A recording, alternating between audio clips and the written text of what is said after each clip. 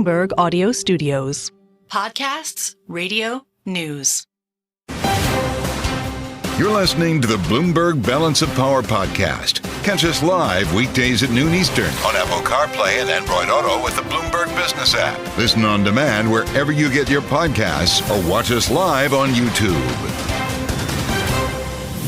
It's always a good day when I hear Josh Green is coming on the show. Of course, reporting and columnizing for Bloomberg Business Week on this day that we find Donald Trump on Long Island. James Mahoney, our producer, is still with us today, despite the fact that Donald Trump is going into the Coliseum. He's going to be talking about salt. He's going to be talking about the border. That is the big event here today, promoting his promise to get salt back. Remembering that he's the reason why this was an issue to begin with. J.D. Vance in Raleigh, North Carolina, and we're coming off Kamala Harris's big day at the NABJ. But with the Fed meeting in mind, the economy is something that kind of directs our focus today, and that's where we start our conversation with Josh. It's great to see you. Welcome back to the program. Great to be back. On Balance of Power.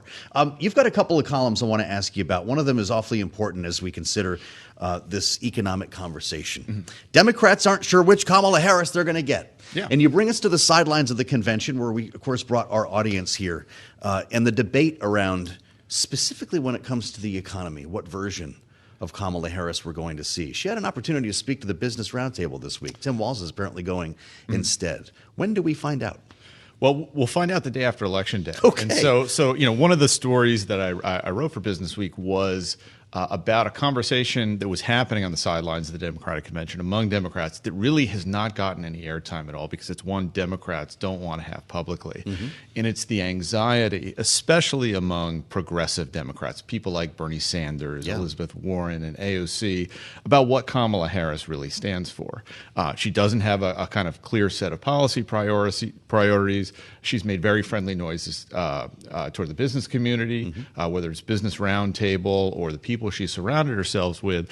And yet these progressives don't want to come out and publicly challenge her the way you would in a normal presidential election cycle because it's so late in the game and they don't want to give Donald Trump anything to attack her with. Which kind of leaves her to her own devices here. But what does Wall Street think? Because this conventional wisdom that Donald Trump is friendlier inherently to the markets brings us to an interesting standoff here because Kamala Harris hasn't, for instance, said that she wants to tax unrealized gains or some of the other things associated with Joe Biden. So does Wall Street know what it's getting?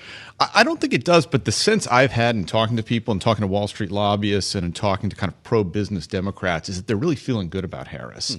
And I think the reason for that is because she hasn't had her feet held to the flames by progressives like Elizabeth Warren. And so she's, in a sense, been able to present herself as being all things to all people. And that's a wonderful superpower if you're a politician. Well, I think that's one of the reasons why she's been able to unify the Democratic Party. But on the other hand, if you look at some of the things she's talked about in her economic speeches, attacking price gouging, that sort of things, these are noises that you would hear from a Sanders or a Warren and not something I think Wall Street would be super excited about. So I think she's really a big question mark for all Democrats. That's a great point. She did a pretty long interview yesterday. I know she's getting knocked for not doing many of them at the NABJ, as I mentioned, and she really leaned on housing as the issue to appeal to not only the people in the room, but the crowd she's trying to reach on the campaign trail. That's not Wall Street, right? She's talking to consumers, people who don't feel like they have a foot in the door, literally. Yeah, I mean, the way I think about it is that what Harris has done is present herself as a kind of middle-of-the-road populist. And what I mean by that is she's sought to address the economic concerns that a lot of people have in light of all the inflation we've seen under the Harris-Biden administration. Housing prices have skyrocketed. It's hard to buy a house. We know from polls. I know from talking to voters. People are angry about that. They're concerned. So what she's doing is trying to allay their fears. So I don't think that was a message necessarily about Wall Street. I think it was her trying to convey that I am a different politician. I'll be a different kind of president than Joe Biden. I'm going to help bring down house prices. I'm going to help you buy a house. Well, whatever economic message Donald Trump is trying to get forth, and you can tweet me, start sending them now. It's being clouded by what in the world is going on in Springfield, Ohio, which is something else that you're writing about as well. There's been some really great journalism the last 24 to 48 hours, getting to the bottom of where these rumors came from of Haitian immigrants eating pets and, as Donald Trump suggests, geese. Apparently, at one point, this is a woman who had lost her cat and thought she found the cat later in the basement and apologized to the Haitian immigrants in her community. The campaign, according to the Wall Street Journal, reached out to the city manager in Springfield on September 9th to find out if there's any truth to these rumors. The answer was no. It was the next day Donald Trump put them on television. And the way you're getting to this is, it's kind of scary. A rational-minded debate viewer might have assumed Trump's charge would hurt him. As you say, experts on misinformation say that's not generally how it works. Tell us why and how scary that I've might done be. a lot of reporting on misinformation over the years, and this was just a wonderful distillation of how it works and how it doesn't necessarily work like people would think it would. Most rational-minded people, as I wrote, would think that sounds absolutely crazy. This is going to have to boomerang and hurt Donald Trump. Sure. Why would he say something like that? But in speaking to disinformation experts, I said, that's not really how it works. What Trump is doing there is trying to reprogram the news conversation, what people are talking about. And I'll admit, as somebody who's watching the debate in real time and writing my instant analysis on Bloomberg, I thought the big takeaway was the weakness of Trump's answer on abortion. His kind of meandering inability to say whether or not he would support a federal abortion ban. I thought Harris was the big winner on that issue, and that was going to dominate the conversation. Yet here we are more than a week later. What are we talking about? Abortion? No. We're talking about misinformation about pet eating. And what that's done, according to these disinformation experts, is it's really shifted the topic of political debate onto a subject, immigration, that Trump and Republicans are much more comfortable talking about. And it's denied a kind of media oxygen to talk about things that might have been more advantageous to Kamala Harris, whether it was Trump's inability to sort of explain how he'd replace Obamacare, or whether it was his various attacks on her race and her qualifications. Nope, here we are talking about what Trump wants to talk about, which is kind of where we've been in the news for the last 8 to 10 years. Well, I guess that's also true. It was trending on Twitter before we went home that night of the debate, and it was everywhere, of course, that next morning. You did reach out to the campaign, which has essentially been blaming the media on this. But of course, to your point, on Sunday morning, this was the topic. J.D. Vance said, I created stories like these. Made a lot of us wonder what his motivations were. Yeah, and Trump has subsequently praised Vance, his vice presidential nominee, for creating stories about this. And did he mean that literally? With Trump, you can never quite be sure, but he usually says what's on his mind. Yeah. So I think you probably can. But what Vance explained and what the Trump campaign said to me was, look, what we were trying to do was shed a light on the problems that the influx of Haitian immigrants have had on Springfield, Ohio. The campaign spokesman did not mention pet eating, but said, public safety problems, stresses on public services, that sort of thing. Again, trying to redirect the news conversation to a subject that they feel is stronger for them than the various other things that Trump said in the campaign. As wild as that sounds to somebody who saw the debate in real time and asked themselves, what on earth is Trump talking about? We're out of time, but do you think he actually goes there? Donald Trump says he would visit Springfield. It's hard for me to imagine how he could resist. It would be a scene, and Donald Trump would be right in the middle of it, and that's where he always wants to be. Imagine the logistics behind a visit like that with state police already trying to keep people safe in Springfield. I'm really glad you could come see us. Let's do more of this between now and November. Sounds great. If you'd indulge me. Bloomberg Business Week, of course. A couple of great columns for you to look out for from Josh Green. I'm Joe Mathieu in Washington. We've got a lot more ahead on the fastest show in politics. Thanks for being with us on Bloomberg. You're listening to the Bloomberg Balance of Power podcast. Catch us live weekdays at noon Eastern on Apple CarPlay and Android Auto with the Bloomberg Business app. You can also listen live on Amazon Alexa from our flagship New York station. Just say, Alexa, play Bloomberg 1130. New polling out as we prepare to bring in our panel from the swing states, and this is a pretty big deal with, again, the economy in mind. We've been asking, of course, voters in our own swing state poll, who do you trust? Who do you trust more to handle the economy? Interest rates, the price of goods. And nowhere more does that matter in the 7 swing states that are going to decide this election. And we can drill down even more with the help of Quinnipiac University, out with new polling today from 3 key swing states: Pennsylvania, Michigan, Wisconsin. You know why we're talking about them if you're familiar with this program. Before I even read you the numbers here, because this does bring good news to Kamala Harris, Quinnipiac pollster Tim Malloy writes, the GOP's most go-to attack strategies against Democrats on immigration and the economy may be losing momentum. Likely voters now see a little daylight, he writes, in most cases between Harris and Trump on who can best handle those key issues. So here we go. Headline numbers: Pennsylvania, Harris 51, Trump 45. Michigan, Harris 50, Trump 45. Wisconsin, Harris 48, Trump 47. She's leading, if not within the margin, in all three. But how about the economy? This is important. Likely voters were asked who they think would do a better job handling 5 issues, including this one, the economy. Pennsylvania, they're basically tied now. 50% go Trump, 48 Harris. Michigan, 50% Trump, 48 Harris. Wisconsin, a little bit more of a gap. 51% Trump, 47 Harris. She was underwater on these numbers, of course, until now. And that's where we start with our signature panel. Rick Davis and Jeannie Shanzano are back with us today. Jeannie, of course, political science professor at Iona University and senior democracy fellow with the Center for the Study of the Presidency and Congress. Rick Davis, partner, Stone Court Capital. They are both Bloomberg Politics contributors. It's great to have you here as these polling numbers hit the tape. We've got a couple others today worth looking at. But Jeannie, when you drill down on the economy specifically in these swing states, this looks like real progress for Kamala Harris. How do you read it? It does. And, I think I read it in 2 ways. Number one is it's a reflection of the fact that many voters were frustrated. They didn't feel like Joe Biden, given his age and several other factors, could fight for them. So he was having a difficult time on those issues. So we've got a new candidate. And the other factor is the numbers have improved in both of these areas. You look at immigration, the number of people coming across the border is way down. We're not hearing as much bad news from the border at this point. That's why Donald Trump has decided to go up to Springfield, Ohio. You look at the economic numbers, reports that for the first time since the pandemic, people are seeing an increase of about 4% in an increase in their income. And so these things are reflecting today. We're looking at maybe the first interest rate cut in a long time. So the real numbers are helping out with a new candidate, and we're seeing them close the gap. Donald Trump still owns these issues, but now it's almost in all cases within the margin of error.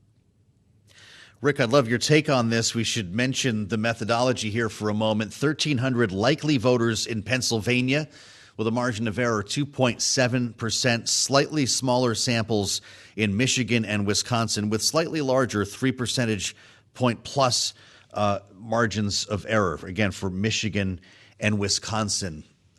What is Kamala Harris doing right here, or is it Donald Trump not talking enough about the economy? And before I get to that, Joe, I do want to add to your sort of description of the polls, and it is multi-candidate field, so it isn't head-to-head. Yep. It includes Jill Stein in Michigan, that a lot of people worried about.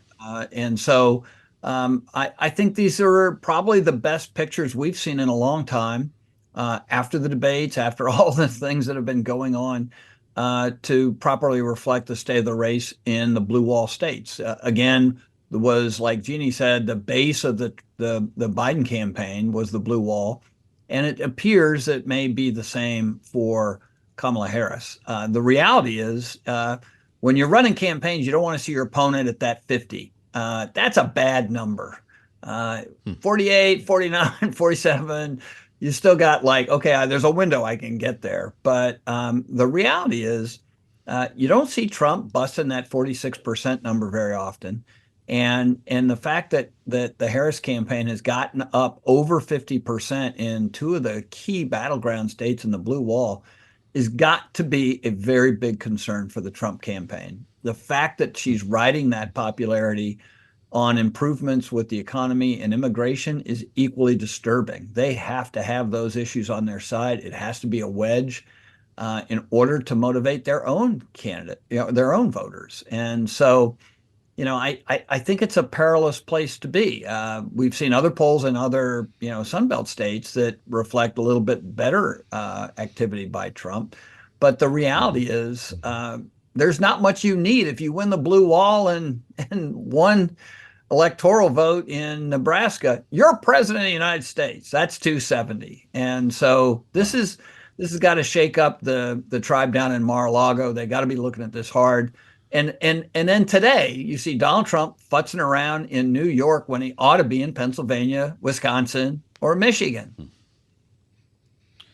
Well, and these are the three states, again, we're talking about here, the actual swing states. And Jeannie, it's not just the economy that we're looking at here. Donald Trump does lead Kamala Harris, but it's in fact within the margin in Michigan, for instance, when it comes to immigration. That one really jumped off the page to me here. It's much more pronounced in Wisconsin, 52% go Trump, 45% Harris. Michigan, though, is 49 to 48. Pennsylvania, 50 to 46 for what is one of the most powerful issues that Donald Trump has. And I'm going to point you to another one, an Ipsos Scripps poll today, finding broad support for this idea of a mass deportation. A majority of Republicans, maybe not a surprise, 86% support the idea. But guess what? So do a quarter of Democrats, 25%. To Rick's point, Jeannie, if Donald Trump just talked about these two things, the economy and the border, in the three swing states for the rest of this campaign, would that not be a strategy? It's a strategy. It's a better strategy than we've seen. I think when we talked to Republicans after the debate, many scratched their head as to why Donald Trump, it makes sense to keep pivoting to immigration, which he did consistently. He did not do the same when it came to the economy. And many Republicans wanted him to do that because that has been a weak point for Democrats. And now these polls, we see her closing this gap.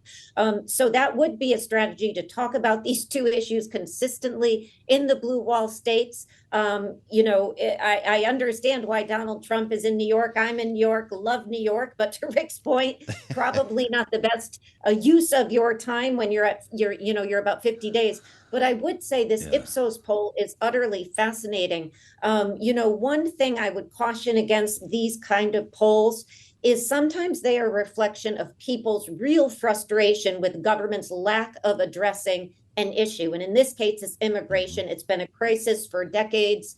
It has not been addressed in the way it should. We know that.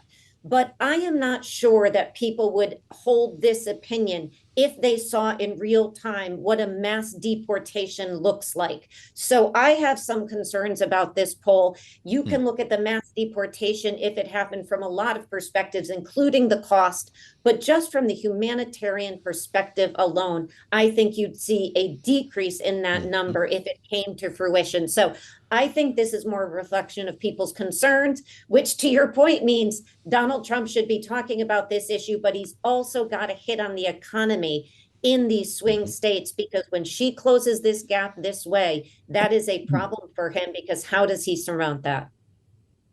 I don't know what your thought is on this mass deportation poll, Rick. Jeannie, you might have a point when people start seeing the police knocking on doors at their neighbor's house. 25%, though, a quarter of Democrats think this is a good idea, at least on paper. Rick, how would you exploit that as a campaign operative?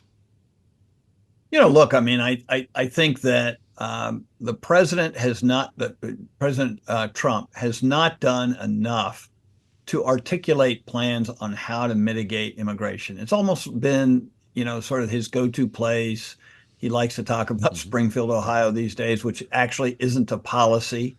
And the reality is, if he did talk more about articulating his plans for things like a deportation or strengthening the border, or what's he going to do with Mexico? I mean, the reality is he did more of that in 2016 than he's doing today. And he's not doing himself any favors, because as you see from these polls, and as Jeannie articulated, people universally are frustrated with the southern border, and they want to have it fixed. And the fact that Donald Trump actually can point to, numbers on the southern border that are better than the Biden-Harris administration, it's stunning to me that he doesn't talk about it more. The reality is he's so into sensationalizing these issues, talking about Haitian immigrants eating dogs and cats, which he has to make up in order to do it. He would be much better off talking about the facts on the ground and real solutions. And I think he would really cut into Democratic margins on this. As you see in this current blue wall state poll, I mean, Harris is now caught up to him on immigration in those places. That is remarkable. And I know that he's going to talk about it a lot tonight. Jeannie, at the Coliseum, Donald Trump on Long Island. He's going to be in Representative D'Esposito's district talking about this. And you know how that plays in that district. Can Donald Trump do himself a favor, even though he's in New York, with considering the audience, the reception he's going to get tonight, and the social media coverage that will follow? You know, he absolutely could. The reality is that Long Island is a conservative place. People are very frustrated all across the country, but in New York in particular, about the issue of the economy and about immigration. But he has to Rick's point, lay out a plan. And the problem with what he's been doing with this issue in Springfield, Ohio, is that he is talking about something that if you just take a glance at social media, people are laughing at. They have dogs and cats running away from Springfield, Ohio, memes all over the place that Democrats could never buy. But the reality is this is a serious issue for people. In New York, just as an example, the immigrants that have come up here, that have been sent up here in many cases by Southern governors, have flooded the school districts. This is a problem for people in New York. So talk about the pain they are feeling and how you're going to address that, rather than talking about unsubstantiated rumors, which have now been totally debunked, about people eating cats and dogs. And that would do him a favor. But I would also caution, it wasn't long ago on Long Island, as you know, Joe, we saw a Democrat take on the issue of immigration very successfully and win. So Donald Trump has his work cut out for him. He's got to be disciplined, and that's not his strong suit in these rallies. Well, we'll be listening closely to the message tonight inside the Coliseum. You're listening to the Bloomberg Balance of Power podcast. Catch us live weekdays at noon Eastern on Apple CarPlay and Android Auto with the Bloomberg Business app. Listen on demand wherever you get your podcasts or watch us live on YouTube. I'm Kailey Leinz alongside Joe Mathieu here in Washington, where we do know roughly 36 minutes from now, we'll have answers to a few questions. We will know what the move was, 25 or 50 basis points. We will know whether or not this was a unanimous decision, or maybe unusually, we might have dissents. We'll also know what the dot plot looks like, not just about this cut today, but what they expect to do over the coming meetings into next year. But the other answers will be left to one individual, Chairman Powell, when he takes the podium at that news conference 30 minutes later. And that's always where it gets a little trickier. That's right. Taking questions from the likes of Michael McKee, who'll be reporting a bit later on for Bloomberg, of course. And yeah, we're knocking the dust off a dot plot from June, I believe, with a major update today. And this is where we start our conversation with Catherine Edwards, economic policy consultant, writer for Bloomberg Opinion. Catherine, welcome back. It's great to see you. I think you're in the 50 camp. You can let us know. If that is the case, though, getting to Kailey's reference, does Jay Powell need to have a unanimous decision? I do wonder about what unanimity gives you when he has made very clear that the risk right now is to the labor market and not the fight against inflation. I mean, he signaled that pretty clearly at Jackson Hole. And so to have someone, not in concert, signifies to me either that they don't think the labor market as important, which would be upsetting, I think, to a lot of people, or they're signifying that he hasn't gone far enough. And they tend to, I think, kind of close ranks and come together around the big decisions to let everyone know that this economy is being steered, in concert. So if we consider what he would have to personally message if the move is 50, because there is a narrative out there that a move of that size could signal panic, that they are seeing something that the rest of us might not be yet, that there is more reason for concern in the economy right now. So how important would his messaging be, frankly, in either instance, to explain why they felt the need to front load or not to front load? Yeah, and I worry that if the message around 50 is or the message around 25 would be, well, we just didn't want to play into market expectations, or we didn't want to think that people were panicking. Of how much is the message around what other people will be messaging versus what the economy needs. And I think what I've seen in Powell over the years is that he tends to be very plain spoken about this was what the economy needed right now. And if we messed up, we messed up. If we went too low in the past, we went too low in the past, but it's about meeting the needs of the moment. If we said transitory and we were wrong, then we were wrong. And I think a lot of people were expecting a cut last time they met. They didn't do that. So it is very possible for him to say, this is just what the economy needs. It's not panic. It's prescriptive, and this is good. It's not panic, prescriptive. How about politics? This is the politics program. We'll hand things off to the market experts in about 5 minutes. Does he need to be deliberate about this issue? I mean, I think the narrative is kind of forcing his hand there to say that this, they can't take an election into account. I kind of think of this as making a little bit of the James Comey mistake, working so hard to look like you're not in support of one person that you actively start supporting the other. You overcorrect. I mean, that's not a word that the Fed really likes, overcorrecting, but that it's definitely a possibility when you're trying to take into account politics. And what I would say is economics is hard enough. There's no need to bring politics into this decision. So if politics don't factor into the actual outcomes from the Federal Reserve, that's not to say that what the Federal Reserve decides to do doesn't affect outcomes in politics, right? Absolutely. This is a decision that they're going to be making weeks ahead of a presidential election. So I guess the question is, to what extent do you expect that the actual beginning of the easing cycle will influence consumer sentiment if it is coming simultaneously with a slowdown in the labor market that might be felt first, knowing that even eased policy might have a lagged effect kicking in? I mean, most people's impression of the economy is what they experience in their day-to-day lives. And whatever they read in the newspaper or see on the news, it's still just how secure they feel. Can they afford a home? Can they find a job? So I think, yes, the narrative that you can spin some type of narrative of like, oh, and here's D.C. conspiring to help. People are going to say that. And then they're going to say like, oh, he didn't go far enough because they want to help Trump. I mean, that all of that is possible. I think the real question is, will people see an improvement in their lives? And if they don't start acting in the labor market's best interest soon, the answer to that is almost certainly going to be no. If you're Kamala Harris, though, you're hoping for a psychological impact today. This is a good headline. I don't know to what extent she'll message that. It was one of the conversations we were having earlier. But how about in terms of a material improvement for consumers?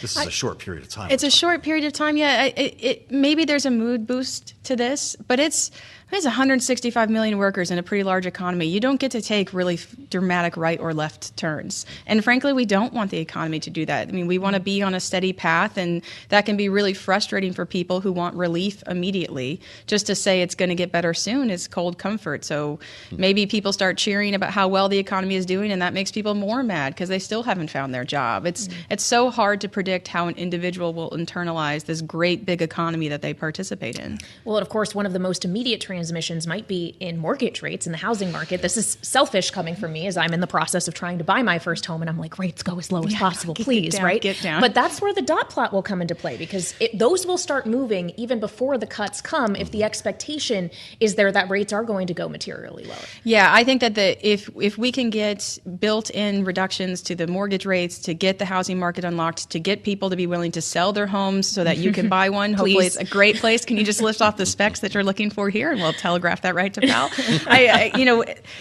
There's lots of relief coming, but I think sometimes we get a little bit upside down thinking in elections about what does one person want versus the other, and it's always helpful to remember that the housing market has been brutal for so many Americans for these past few years, and any type of movement, however it affects the election, is good for our economy, for people to feel confident that they can do something that they see as so fundamental as buying a home. Should Kamala Harris today take credit for winning the war on inflation? It's the first cut. We finally made it.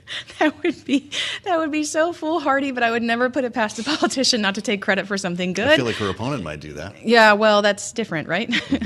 Well, I guess so. Finally, before we let you go, we just have a minute left. There's also the consideration of fiscal policy always, that the Fed doesn't have influence on, but they do have to react to. If we actually see the policy proposals, frankly, from both of these candidates coming to fruition, there's an argument that they would be inflationary and maybe cut this cutting cycle short. Do you agree?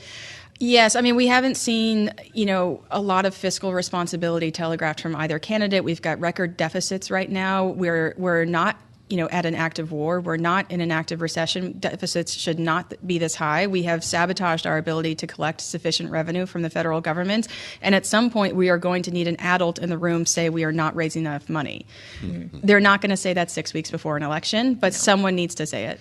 Maybe Powell will today. Who knows? That would be a moment. that would be a moment. We're looking for an adult in the room. Great to have you on Fed Day. Thank you so much for joining us, Catherine. Of course, Bloomberg opinion columnist and an economic policy consultant.